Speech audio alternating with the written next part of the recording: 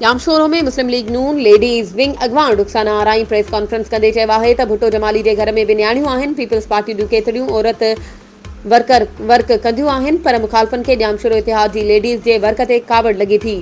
हुन चयो त असीं मलिक चंगेज़ खान ऐं सैयद मुनीर हैदर शाह जे वर्क कंदा रहंदासीं। कंहिंजा बि दाबा दड़का असांखे रोके नथा सघनि। काल जेके औरतुनि ख़िलाफ़ नाज़िबा लफ़्ज़ भुट्टो जमाली ॻाल्हाया आहिनि, बर्दाश्त जोगा न आहिनि।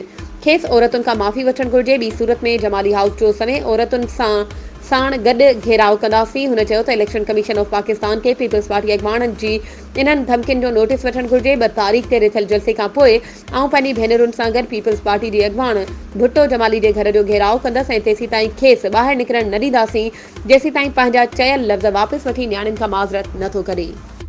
इलेक्शन 2024 जे सिलसिले में तव्हां बि पंहिंजे तक जे पसंदीदा उम्मीदवार खे कामयाब बणाइण ऐं इलेक्शन मुहिम में सपोर्ट करण लाइ CN न्यूज़ ते इश्तिहार ज़रिए पंहिंजे उम्मीदवार जी चूंड मुहिम में हिस्सो वठी सघो था।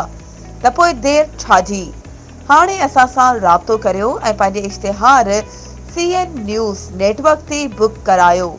वधीक राब्ते लाइ WhatsApp नंबर 03447223464।